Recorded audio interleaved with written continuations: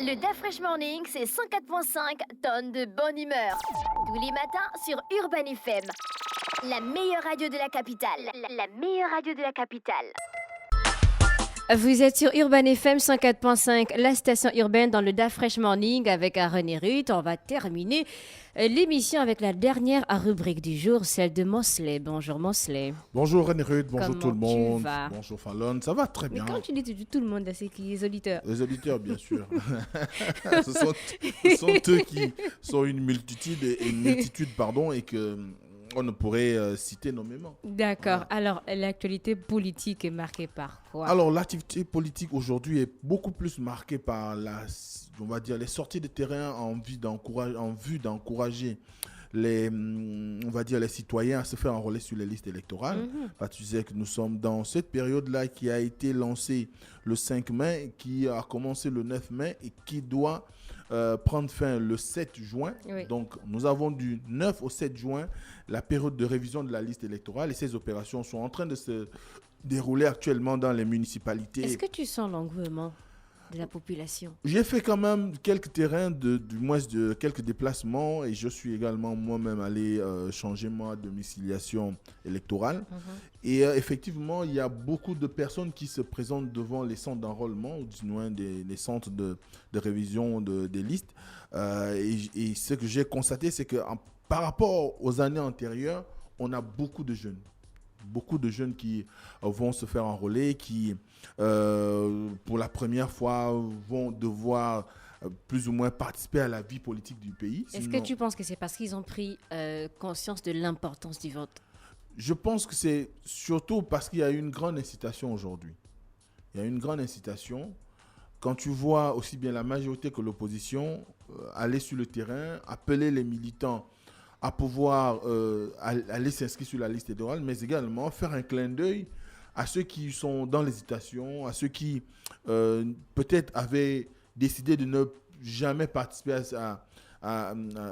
du moins faire valoir ce droit parce que n'étant pas en accord avec la façon dont les choses sont menées dans notre pays en termes de gouvernance, ou encore ceux qui ne se retrouvent en personne parce que on ne peut pas, il y a des gens qui n'arrivent pas à se reconnaître dans X ou Y acteurs politiques. Et tu connais la configuration de notre environnement politique aujourd'hui, c'est qu'on a une grande majorité d'anciens hiérarques du PDG qui sont aujourd'hui dans l'opposition. Ça dilue un tout petit peu le regard que les populations pouvaient avoir de l'opposition. Et ce qui fait qu'aujourd'hui, quand vous allez vers un citoyen pour lui poser la question, tel ou tel parti, on vous demande d'abord qui en est le leader, tu vois. Oui. Et dès qu'on arrive à identifier le leader, ce sont tous les mêmes, toujours les mêmes noms, toujours les mêmes personnes, toujours.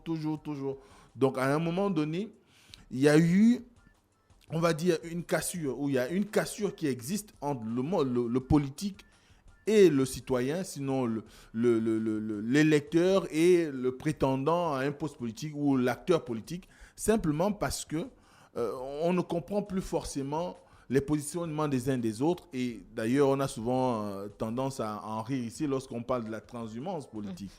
Et c'est ce qui fait que il y a eu tellement de transhumance, on va dire 15-20 dernières années, qu'à un moment donné, les populations se retrouvent désemparés. Parfois, ceux qui sont sur les listes électorales vont parce qu'ils croient à un candidat ou ils se reconnaissent à un parent ou ils se reconnaissent à un individu peut-être qui a une certaine influence ou qu'ils admirent ou qu'ils apprécient ou qu'ils aiment. Et ce n'est pas forcément parce que on donne une véritable valeur au vote et qu'on croit que le vote est l'outil qui peut changer les choses. Donc, l'engouement qu'on a aujourd'hui, c'est beaucoup plus un engouement qui tient du fait qu'il y a une grande campagne médiatique qui est menée actuellement, aussi bien par les autorités. Donc, vous avez le ministère de l'Intérieur qui a engagé le processus avec une véritable, on va dire, élargissement en termes de communication.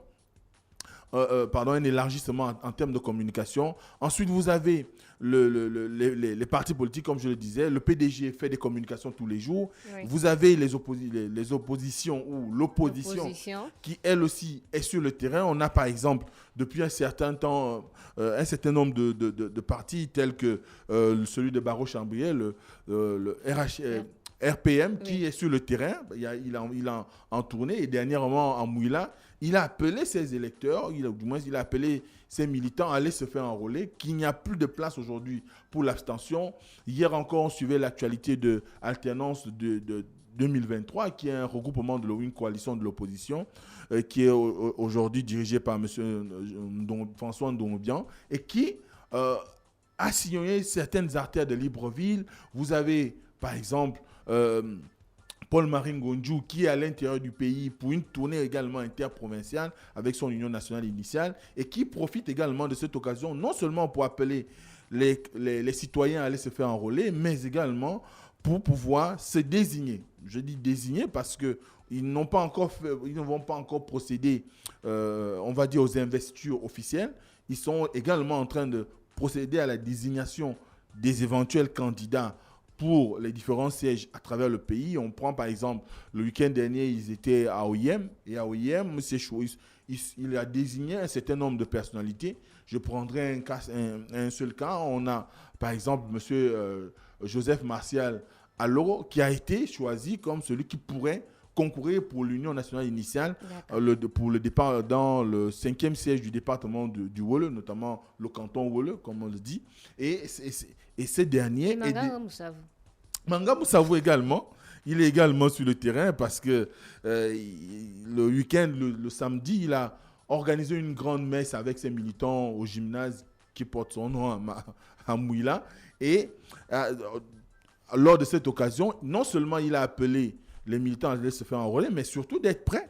Parce que lui, les candidats à l'élection présidentielle déclaraient déjà, il n'est plus dans la tergiversation qu'on enregistre ça et là, mais il est déjà candidat déclaré, et nous pouvons constater qu'il fait beaucoup de sorties pour essayer d'amener un grand nombre d'électeurs vers lui, parfois avec on va dire des déclarations tonitruantes comme celle qu'il a eu à faire ce week-end également, accusant 2 de ses adversaires d'être responsables des crimes rituels à Mouila. Je crois que tu as partagé cette actualité. Oui. Donc, évidemment, ça, c'est de nature à pouvoir inciter, à pouvoir amener les populations à être sur le terrain. Donc, l'actualité aujourd'hui dominée par ce besoin que ressentent les politiques aujourd'hui à aller vers les électeurs, à les encourager à s'inscrire sur on fait des potentiels électeurs, à les encourager à s'inscrire sur les listes électorales.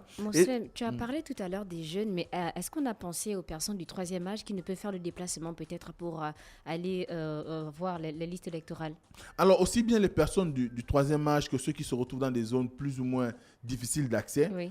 Je me rappelle encore que le 5 mai, lors de la conférence de presse qui avait d'ailleurs été diffusée sur un grand nombre de plateformes médiatiques, le ministre de l'Intérieur avait indiqué qu'ils ont mis en place également une brigade mobile, donc des équipes mobiles, pour pouvoir aller au plus près des populations, peu importe l'endroit où ils se trouvaient sur l'ensemble du territoire. Mais ce qui est évident, c'est que ces personnes du 3e âge sont nécessairement prises en compte, surtout. Il y a un préalable. Le préalable, c'est que ces personnes du 3e âge ont des parents. Les listes électorales sont déjà affichées. Il faut aller vérifier si leur nom figure déjà sur les listes qui ont été affichées. Auquel cas, il faut penser à les emmener à aller se faire enrôler si elles sont en mesure de le faire. D'accord. Si elles ne sont pas en mesure de le faire, il y a une procédure certainement qui devrait amener le parent qui souhaite vraiment ou la personne à pouvoir saisir les services du ministère de l'Intérieur qui sont chargés des enrôlements et de pouvoir sacrifier à cet exercice. Mais ce qui est sûr aujourd'hui, c'est que c'est la plus grande actualité du moment, tout comme on nous annonce aussi qu'il y a l'actualité de l'Union nationale qui pourrait avoir un grand rassemblement du côté d'OIM le 20 mai et que durant cette rencontre, ce parti pourrait se choisir ou désigner ou encore peut-être présenter aux populations celui qui pourrait porter les couleurs de ces couleurs au moment des élections. Tu as parlé de l'Union nationale. On est à combien de partis de l'opposition exactement? déchiffrer les partis de l'opposition, c'est quand même assez... C'est un travail fastidieux. Mais on est dans des proportions de l'ordre de 60 sur 102 ou 103 partis politiques qui existent au Gabon. Bon, c'est vrai que... Est-ce que ce n'est pas un peu dispersé à l'approche des élections, avoir plus de 50 partis de l'opposition? C'est vrai que quand on est sous nos latitudes, avec la population qu'on a, avec un corps électoral qui n'est pas assez important, on espère que le recensement actuel ou la révision de la liste électorale actuelle pourra permettre à ce que les nouveaux arrivants sur, j'ai envie de dire le marché, mais les primo-électeurs, qu'il y ait véritablement un engouement de leur part pour pouvoir atteindre le gap qu'a indiqué le ministre de l'Intérieur, Lambert Noël Mata, qui disait qu'il y avait un gap de 60 à 80 000 électeurs sur la liste électorale. Donc, on espère qu'on pourra peut-être rattraper ce gap et cela pourra permettre de gonfler le suffrage. Ce qui est sûr, c'est que quand on voit ce corps électoral et qu'on tienne compte du nombre de partis, ça paraît quand même assez, on va dire, c'est trop. C'est trop aux yeux de certains. Mais il faut savoir que notre pays a choisi le multipartisme. Donc, la pluralité des expressions. Oui. Donc, chaque citoyen gabonais peut créer sa formation politique, peut mettre en place une association politique, peut créer un courant politique qui lui permette de s'exprimer. Parce qu'on n'est pas forcément en accord avec ce qui est déjà sur le marché et qu'on a des opinions à faire valoir. Et dès cet instant, on peut aisément décider de créer sa formation politique pour véhiculer ses messages, pour attirer, du moins sensibiliser les populations quant aux aspirations qui sont les vôtres. Donc, le multipartisme fait qu'on est malheureusement dans une position où il sera difficile, où il est difficile de pouvoir arriver, on va dire, à la configuration dont rêvent beaucoup de Gabonais. Où on aurait, par exemple, un camp où il n'y a qu'un parti, comme aux États-Unis pour la majorité, ou un camp où il n'y a qu'un parti pour l'opposition, ou encore avoir aussi un centre, c'est-à-dire des indépendants, ou un milieu qui n'appartient ni à la gauche ni à la droite, et qui pourrait facilement faire en sorte que les gens aient une bonne lecture lors des élections, notamment la présidentielle, où on pourrait avoir que 3 candidats ou 2 candidats. Justement, quelles sont les 3 têtes susceptibles de représenter l'Union nationale pour les élections présidentielles qui arrivent? Bon, c'est quand même prétendre avoir une lecture assez poussée de ce qu'il y a comme bouillonnement. On va dire bouillonnement au sein de l'Union nationale. Mais ce qui est sûr aujourd'hui, c'est que quand on regarde un tout petit peu, on peut donner du crédit à Mme Paulette Missambo de par son passé, de par son parcours politique, de par le fait qu'elle soit aujourd'hui la présidente de l'Union nationale, et que quand on occupe cette fonction, on le voit bien, on a toujours tendance à penser qu'on est la personne la plus idoine à pouvoir représenter le parti lors des élections. Donc, il y a cette personnalité qui est là. On a aussi des personnalités telles que Jean-Gaspard Toutoumaï, qui est conseiller municipal dans la commune d'Akanda et qui, au besoin, est toujours en mesure du moins, il est possible qu'il soit le candidat qui soit, du moins la personne qui soit en mesure de porter la candidature de l'Union nationale, parce qu'il jouit quand même d'une certaine reconnaissance de la part de ses compères ou encore de ses confrères de l'opposition ou de ses camarades au sein de l'opposition. Il jouit d'une certaine reconnaissance en termes de probité intellectuelle. Il a un verbe assez haut et qui, on va dire, essaye quand même à son niveau à participer de façon assez saisissante dans la vie politique nationale. On se rappellera encore que dernièrement, ils ont esté en justice le maire de la commune d'Akanda, qu'ils accusent de détournement et d'abus de biens sociaux. Bon, le terme, c'est concussion, qu'ils accusent de concussion, en ce qui concerne la gestion même de la municipalité d'Akanda. Donc, ensuite, il y a qu'on peut retrouver, par exemple, le docteur Mino, quoiqu'il ne soit pas très, très en vue, malgré son statut d'élu national, parce qu'il est député de la commune de Mindic, donc dans le département de Lokano, dans le Wellington. Mais ce dernier, en tant que secrétaire exécutif du parti, a quand même de la matière à revendre, a des choses à dire. Et quand on occupe cette fonction, ça veut dire qu'on est réellement le moteur qui fait fonctionner l'action politique du parti. En réalité, c'est le secrétaire exécutif qui met en place les stratégies qui permettent d'aller à la conquête, que ce soit des sièges sur le plan local, sur le plan des législatives ou encore au niveau de la présidentielle. Donc, il jouit peut-être d'un aura au sein de sa formation qui pourrait permettre à ce qu'il soit candidat.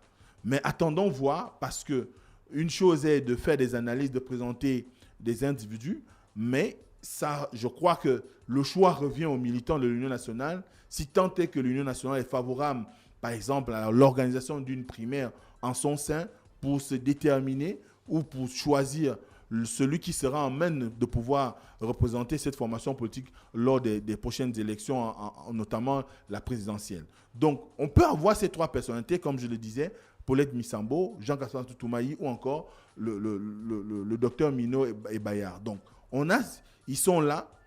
Attendons voir quel sera le choix des militants. Parce qu'il faut déjà savoir que la scission qu'il y a eu dernièrement au sein de l'Union nationale vient de là aussi. Qui pourra porter la candidature de l'Union nationale aux élections présidentielles à venir? Parce que Paul-Marie Ngondu, au moment où il était encore dans l'Union nationale, avait déjà fait savoir qu'il avait l'ambition de se présenter à la présidentielle pour faire aboutir la politique, enfin on va dire la vision ou le rêve de changement que caresse beaucoup au sein de la population gabonaise. Mais malheureusement, ce n'est pas lui, ou heureusement, ou je ne sais pas quoi dire, mais les militants n'ont pas porté leur faveur sur sa personne. Ils ont plutôt choisi Paulette Misambo pour pouvoir mener le parti vers les batailles qu'on attend pour août. Donc, à ce moment-là, on voit que avec tout ce qu'il y a autour, et quand on sait qu'en réalité, par exemple, c'est ce qu'on appelle l'aile dure de l'Union nationale qui a conduit à la candidature de Paulette Misambo, je doute fort que cette aile dure soit celle qui pourra s'opposer à elle au cas où elle se positionnerait pour être candidat à la présidence de la République. Ensuite, il y a que, quand on voit aujourd'hui la configuration de l'opposition, Paulette Misambo a essayé quand même de mener on va dire, des combats en termes de combats d'unité de l'opposition dernièrement. Il faut savoir qu'elle était à la tête de la coalition Alternance 2023 et cela lui a donné beaucoup de crédit par rapport à son positionnement, par rapport à la manière dont elle a conduit cette coalition, et elle jouit quand même d'une certaine, on va dire, d'un certain respect auprès de ses pairs de l'opposition. Je parlerai de Baro Chambrier, de Guy Zumbandama et tous ceux qui avec elle sont dans une certaine intelligence politique pour pouvoir permettre à ce que le Gabon parvienne à l'alternance tant souhaitée. Donc, on a vraiment cette configuration aujourd'hui qui fait qu'on pourra, dans les prochains jours, comme je le disais, peut-être assister soit à la désignation de Paulette Misambo ou encore les militants ou elles-mêmes pourraient choisir de prendre Jean-Gaspard Toumaï ou le docteur Mino Ebaya comme candidat de l'Union nationale. D'accord. Merci beaucoup Mosley qui revenait sur l'actualité politique dans le pays qui en ce moment est marquée par la révision des listes électorales. Le DaFresh Morning, c'est 104.5 tonnes de bonne humeur. Tous les matins sur Urban FM. La meilleure radio de la capitale. La meilleure radio de la capitale.